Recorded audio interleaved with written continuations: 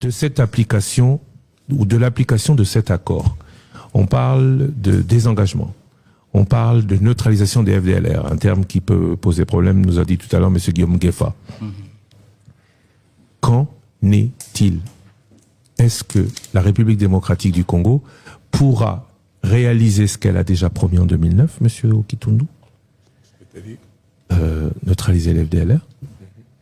Est-ce que cette République démocratique du Congo sera en mesure de répondre au ministre rwandais des Affaires étrangères qui dit pas de retrait tant qu'FDLR ne sont pas neutralisés?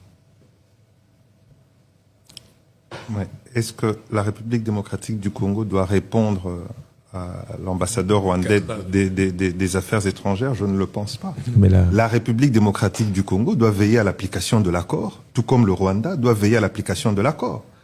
Nulle part dans l'application de l'accord, on dit que avant que le Rwanda ne se retire, il faut neutraliser les FDLR. Nulle part, il est écrit dans... D'autant plus que nulle part. D'autant plus que les FDLR, pour la plupart, se trouvent dans les zones sous occupation rwandaise. Donc, il est tout à fait normal que pour que cette neutralisation que nous avons acceptée ait lieu, qu'ils puissent se retirer. Donc, moi, il y a parfois des choses qui dépassent l'entendement même de la logique.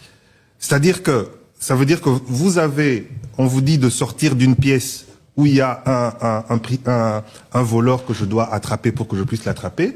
Vous dites non, moi je ne quitterai pas la pièce tant que le voleur n'est pas attrapé par vous. Mais la condition pour que je puisse attraper le voleur, c'est que vous quittez la pièce. Alors, puisque les conditions sont si bien établies, il se retire quand pour qu'on puisse neutraliser les FDLR?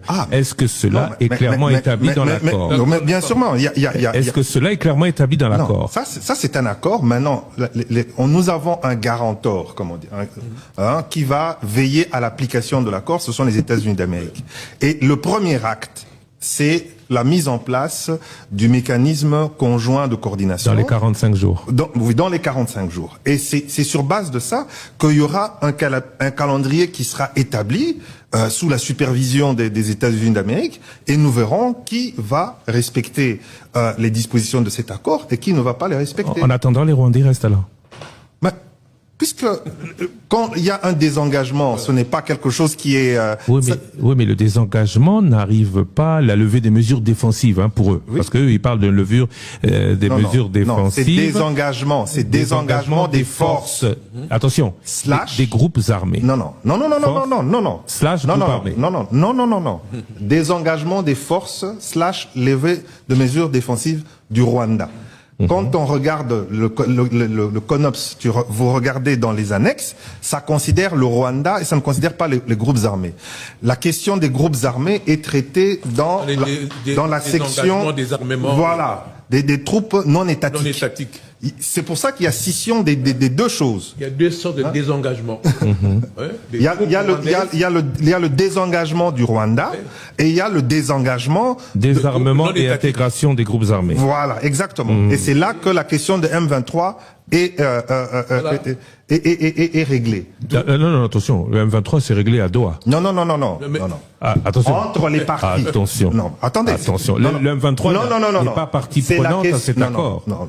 Ouais, vous savez très bien que le ministre Okitundu a été très clair à ce sujet en disant que le M23 est une création du Rwanda. Oui, mais et donc, à partir du moment où vous signez un accord entre les parties, entre le Rwanda et la RDC, où vous vous entendez sur le désengagement du M23, ça veut dire tout ce que ça veut dire. Voilà. Oui, mais attention, cela n'est pas consacré.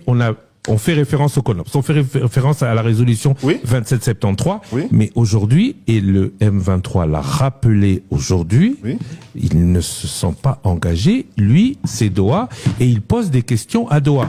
C'est ce que je vous dis, le M23 n'est pas engagé dans cet accord, mais le Rwanda est engagé. Et nous savons tous que le Rwanda, c'est le géniteur du M23. Donc maintenant, si vous avez un fils qui n'est pas engagé dans quelque chose qui vous engage, vous êtes responsable. Voilà. Donc c'est ça que ça veut dire. Par rapport à la question. Les parties prenantes, excusez-moi, les parties prenantes s'engagent à faciliter la conclusion heureuse de Doha. Si jamais le Rwanda n'arrivait pas Mais entre-temps, ils se sont déjà engagés au désengagement, au désarmement, à la démobilisation et à la réinsertion conditionnelle du M23. Ça n'exonère